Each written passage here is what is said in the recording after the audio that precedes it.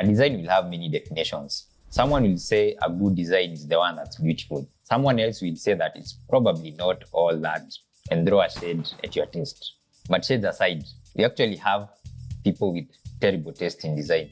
Someone else will say that a good design is the one that does its intended purpose or function. And more often than not, these are the people who you will see driving around in pickups. They'll not understand why you will spend 100,000 Kenya shillings on a phone where there are perfectly good phones for a quarter that price. The sassy ones will say that a good design is the one that makes them feel alive, the one that makes them feel inspired. These ones have taste that transcends function as well as beauty, and arguably have the highest taste. Every design, be it a car, a phone, or a house, has a purpose. And the purpose of the design is its essence. The essence of a car is to move you from point A to B. Function defines the essence of a design. Does the design fulfill its intended purpose? The criteria for evaluation of a good design evolves from context to context. What makes a good design in a phone is not what makes a good design in a fridge, because they are used for different purposes. Today we are going to look at function, which defines one guard of a design.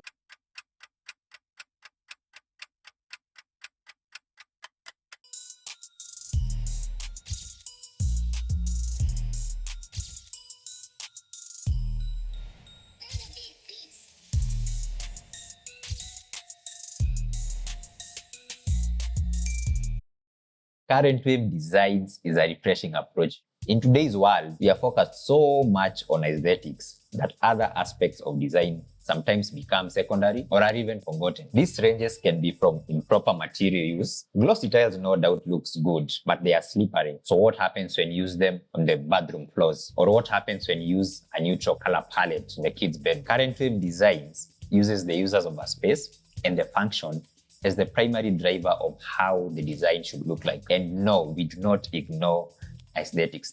They're still central to our good designs. A good design is only good as it's functional. Today we'll be covering the functional aspect of current wave designs. In a follow-up video, we'll be looking at form and feel, which also informs our design, and more so, the other two thirds of our design. In an article titled "A Pandemic of Nonsense Buildings, A Call for Sensible Buildings," our architect Samuel Duo modes about the current state of affairs in design. It goes, modern architecture often prioritizes minimalistic, sleek designs that neglect the richness of human sensory perception. The starkness of glass and steel skyscrapers may dazzle the eye, but leave the other senses, for instance touch, smell, sound, and taste, untapped. If I eat a pink cake, should it taste pink?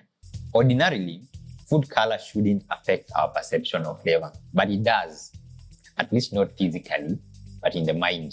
We are well aware of the rich tapestry of the human experience, and this understanding informs our designs. So how do we incorporate it? Function at its purest form is the utility of something. In our local context, we don't have a better depiction of that than social infrastructure. What is the minimum it's going to take to have a functional class? You write that down and you have a design brief of schools in our country. And same goes for hospitals, roads, and so on. Function in current wave designs is twofold. So we have space functionality and space-wide functionality. Space functionality just covers the individual spaces in a design. So in a residential building, we have the bedroom, the living room, the pantry, kitchen, and so on.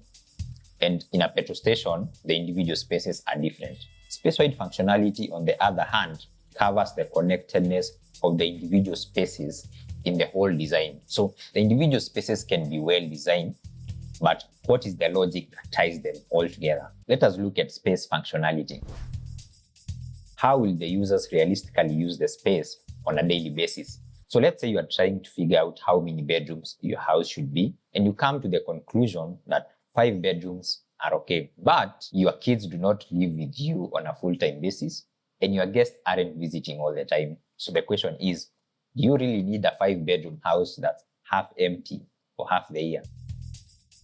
Could be somewhat of a chef or an actual chef. So you want a full kitchen with all the bells and whistles. It's a closed kitchen, so we are considering things like the workflow. So what are the subspaces or zones in that particular kitchen?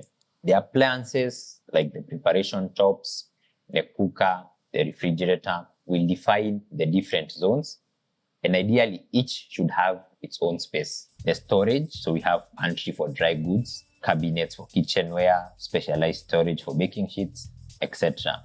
The appliance integration, so this is the logical placement of the fridge, ovens, microwaves, dishwashers, etc. The ventilation, where we have the range hood for odor and moisture removal. The lighting, where we'll consider task lighting, which is under cabinets for countertops, or pendant lights for kitchen islands, and sufficient overhead lighting. Then last, we have the dining integration. That is if an island is present or you need company for gossip as you cook. No pun intended. The activities in each space are different, and so is how to fulfill them. If you're talking about a bedroom, we do not have appliance integration like in the kitchen. For each space, the storage needs are different. In a kitchen, you need storage for food, but in the kids' bedroom, you need storage space for toys. How is the navigation in the individual space, or is it cramped together? So for instance, in a kitchen, the 4 zones should be separated and have easy accessibility. So enough space for walking and enough space in each zone. A design that appreciates natural lighting and ventilation is important. If there is a view, we add picture windows to frame the view. Architect Frank Lloyd gave us this masterpiece in 1936, where he used lighting as an integral part of the design of this administrative building. The materials used in each space should be practical first before they're even aesthetics. Glossy tiles are good, but when they are used in slippery places where people can fall, then that beats their purpose. When we talk about utility, we mean the usefulness of a space. A living room is only useful if it has seats. Otherwise, how useful is it if people have to stand while conversing or watching a TV show? In as much as we have used examples in a residential home setup, the space functionality applies for other different scenarios. So if it's an apartment or a petrol station, the questions are still, what are the individual spaces? Then for the spaces, we ask ourselves the same questions above. When you look at space-wide functionality, the design is never connected until the individual spaces can work cohesively to be useful. But this is going to make more sense when we look at the elements that constitute space-wide functionality. Technical function is what most people think when they think of a built environment professional like an architect or an engineer, which is an oversimplification of our role as professionals. So what elements comprise technical function? A building is as good as it stands, literally, figuratively. Structural design is always the glue that holds everything together. In cases where this element has been ignored, the damage is always in the millions at a minimum, sometimes tens or hundreds of millions. You think you can afford cutting costs? You wait until you see the actual true cost of negligence. You cannot afford it. However, in a best case scenario where the client is open-minded, we can push the art and science of structural engineering to come up with designs that are not only aesthetically pleasing, but also defy gravity. I will stop there before the engineers are up in arms talking about how all loading eventually is transferred to the ground and obeys gravity. You can tell that they need to go out and touch some grass. It's not uncommon seeing fundis drilling holes and conduits in walls in a haphazard manner to provide spaces for installation of plumbing and electrical solutions. This is not only dirty work, but it's downright dangerous. You'll find a wastewater downpipe installed in the middle of a column. So what do you think happens to the load the column is supposed to carry when that happens? Because of lack of drawings and designs for mechanical and plumbing works, there's usually a lot of reworks, which no doubt is costly and increases the project timelines. It has a lot of guessing on where things should be installed or where things should go, which works, yes, but it doesn't inspire a lot of confidence on how things should be done. A building code is a guide with the general provisions of what should be taken into account when designing structures.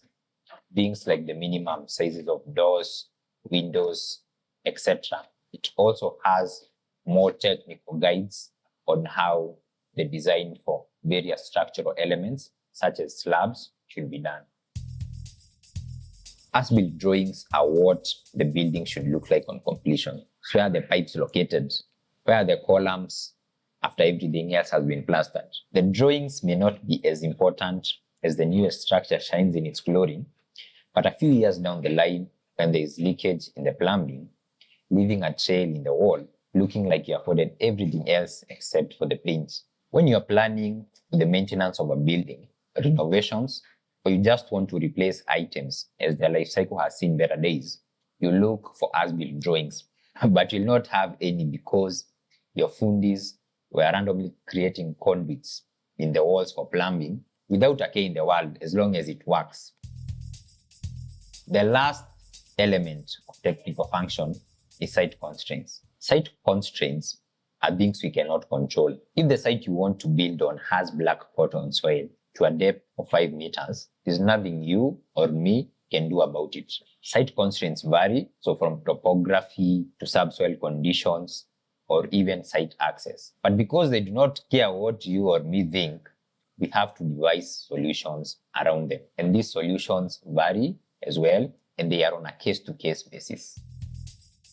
All the spaces designed or are needed in a specific design are only good as the utility they provide. You need an elaborate dining space if it doesn't have a sink where you can wash your hands, or a very beautiful living room if it doesn't have electricity. Current wave designs, when we talk about space-wide utility, we are talking about water access, electricity, internet connectivity, also talking about waste disposal, and security and access. When you connect all the space-wide utilities on a network, you get a smart home, which is the ultimate space-wide utility control.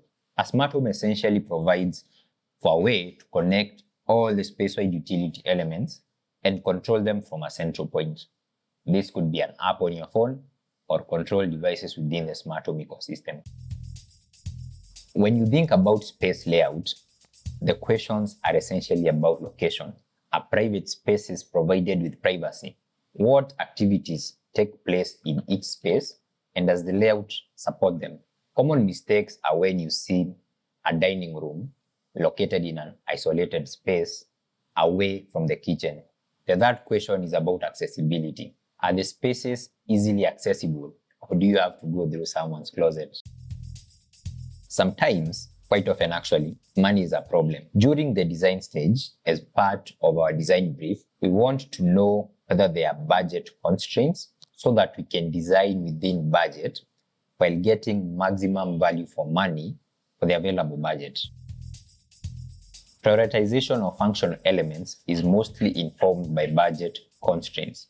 If we are doing a project in phases, we want to prioritize some elements before others. Prioritization of functional elements comes after evaluation of needs and wants. Some finishes are wants, but you cannot afford to overlook some functional elements like the structural integrity of the structure being built.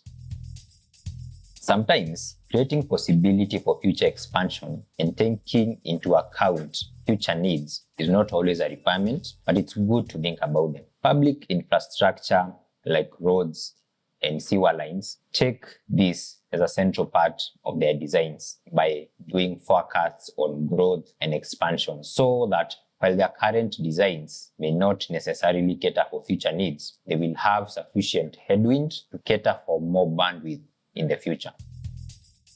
Think of a skyscraper with an elegant glass facade all around. How will the glass be cleaned, maintained, or replaced? While most current designs, especially for products, treat this as an afterthought, it's central in our designs. We will prepare as-built drawings as we build, which means by the end, we will know exactly where each pipe is located, where the columns are, and so on.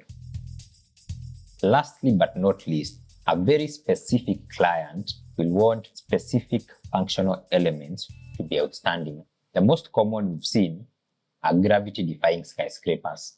And this happens when there is a consensus between the client and the architect to give the structural engineers lifetime nightmare, where the design team has been given creative freedom and told to come up with innovative solutions. We get a building like the Lloyd's building in London, where they took all the MEP and HVAC functions outside, creating a post-apocalyptic look that instantly became a tourist attraction and a landmark. Sometimes, the functional elements can also be quite abstract. Pompidou Center in Paris also has its mechanical and plumbing functions on the outside, but for different reasons to what Lloyd's building needed. One is a cultural institution and the other one is commercial. So the reason as to why they both have industrial looks are different. When function is not respected, we get textbook examples of what not to do in design as far as function is concerned. Now you're probably wondering, how does it all work in a design stage? Well, let's say an apartment, a maisonette, or a petrol station. We look at the individual spaces making up the designs. The individual spaces making up every design are different. Then, for every individual spaces, we ask the same questions. Who are the users? What activities are taking place in each space? What is an efficient layout? And so on. Next, we will look at space-wide functionality that we will cover the entirety of the technical function. We will figure out, based on the budget, the utility needs of the space. Then we'll design a fitting layout incorporating the individual space and the space-wide functionality. That's not all. We will look into other functional requirements that are different from case to case. These are things like budget constraints, future needs, maintenance, prioritization of functional requirements, and if we need any functional elements to be outstanding in the design. When we are done with this, we will incorporate forms that the client wants, and finally, a touch of how the spaces should feel. But we'll be talking about form and feel in the next video, so make sure you keep tuned. All this information will be used to prepare a design brief, which will form the basis of the design. When structural design is not respected, we get this. When layout is not respected, we get kitchens adjacent to washrooms. But I will stop there before I start hitting too close to home. We've covered a lot today, but you don't need to get worried about it. Just pay us a visit at our offices or get in touch with us so that we can start designing your future space and have fun at it. Now you know what to do, and if you're even keener, what not to do. I hope we'll see you on the next one as we talk about form and feel, basically aesthetics and sentiments in design.